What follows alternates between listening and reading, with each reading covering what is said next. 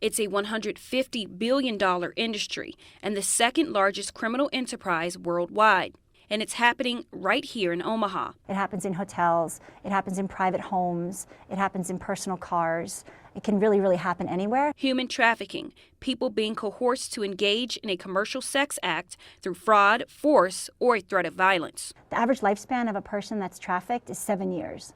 7 years from the minute they are first introduced or forced to engage in a commercial sex act until they're dead.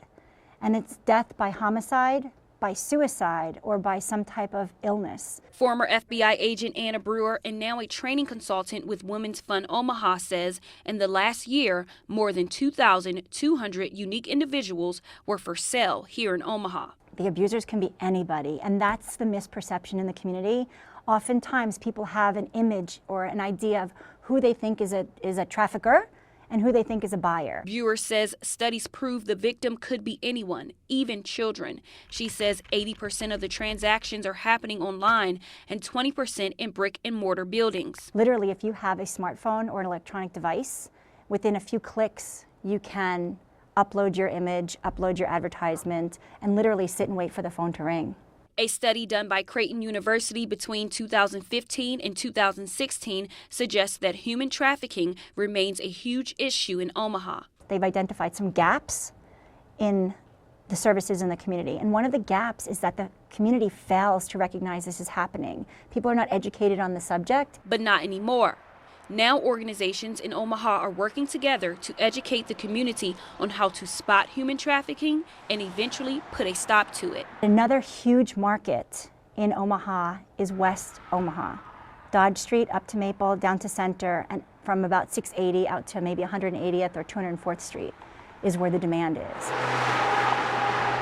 Werner Enterprises, one of the 5 largest truckload carriers in the United States, is one of those organizations on a mission to put a stop to human trafficking. Our drivers are in areas where they could see potential traffic victims, that they can intervene and educate enforcement on where to potentially find these people and help them out. With 7,300 trucks and more than 9,000 drivers, the company is a part of Truckers Against Trafficking. They go through multiple trainings a year learning how to recognize trafficking and how to report it. The worst thing that they want to do is walk away and not do anything about it.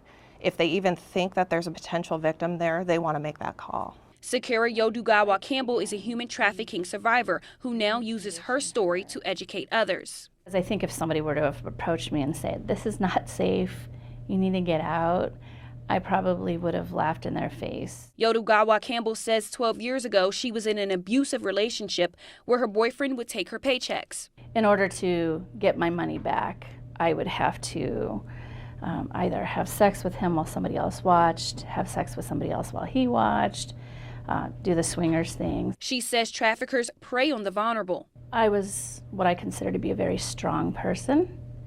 And so it was kind of a shock to me that I'm finding myself in that kind of an abusive situation. I had never been physically abused before. It's that constant walking on eggshells and wondering what's going to happen next. Yodugawa Campbell says it was when the violence got bad. She knew she had to leave or she would die. He also would tell me he loves me repeatedly. After everything, it was like, "But I love you.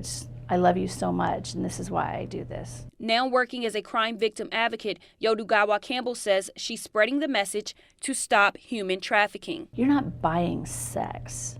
You're buying a human.